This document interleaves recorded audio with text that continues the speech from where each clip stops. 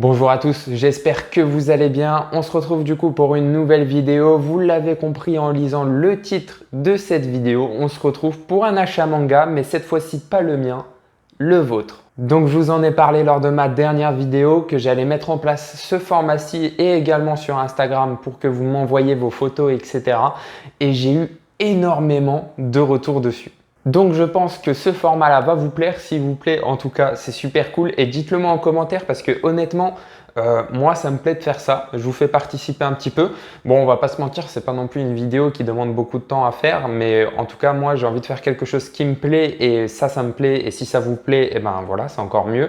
Et j'ai eu tellement de photos, j'ai eu beaucoup de personnes. Donc il n'y a pas tout le monde malheureusement qui va pouvoir passer dedans. Mais en tout cas, vous allez voir, il y a un peu de tout. On va avoir des personnes qui ont acheté énormément de mangas, vraiment un truc de ouf. Et on va avoir des personnes qui se sont cantonnées à seulement quelques formats, quelques séries et qui sont des petits achats. Mais voilà, ça reste des achats manga. Que vous achetez un tome, 2 tomes, 10 tomes ou 50 tomes, c'est un achat manga. Donc pour rappel, c'est pas parce que vous achetez pas beaucoup de mangas que vous ne pouvez pas m'envoyer vos achats. Donc si la vidéo vous plaît, il y aura un deuxième épisode. Donc je pense chaque mois de ce type de vidéo là. Actuellement, j'essaierai de mettre une alerte, on va dire, sur Instagram pour que vous puissiez m'envoyer vos photos, vos achats que vous aviez fait.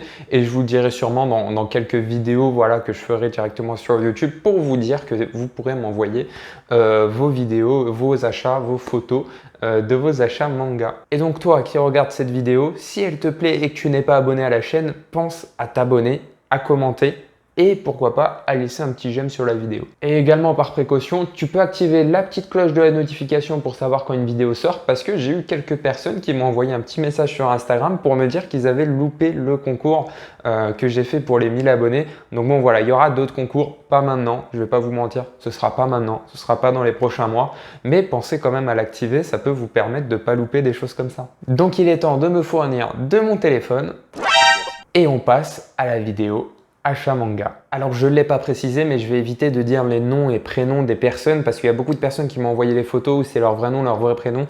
Donc pour une question d'anonymat, on va juste vous appeler abonné. Abonné 1, abonné 2, etc.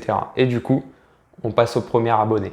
Donc ce premier abonné pour commencer, eh ben, déjà il m'a envoyé une très belle photo. Voilà, on a 4 séries différentes donc c'est pas énorme mais en tout on a vraiment pas mal de mangas. Parce qu'on a du coup 22 mangas pour 4 séries différentes, mais qu'est-ce qu'on a? On a du coup l'intégrale sortie à ce jour de Chainsaw Man, les tomes 1 à 10.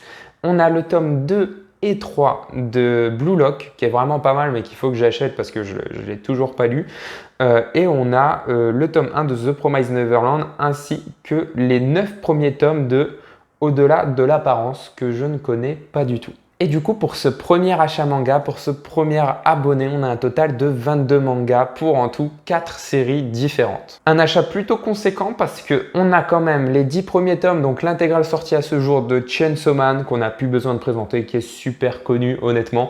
Voilà, très très bon manga. Je ne sais pas si tu les avais déjà lus ou si tu les achètes pour les lire, mais en tout cas, tu vas voir, c'est excellent. Mais également le premier tome de The Promised Neverland, le tome 2 et 3 de Blue Lock que j'ai toujours pas lu mais on m'en dit que du bien donc faut forcément que je l'achète et un jour ou l'autre je vais devoir l'acheter, ainsi que les 9 premiers tomes de Au-delà de l'apparence que je ne connais pas du tout mais en même temps je pense que c'est normal parce que ça doit être un shoujo et c'est pour moi le genre de manga qui m'attire le moins.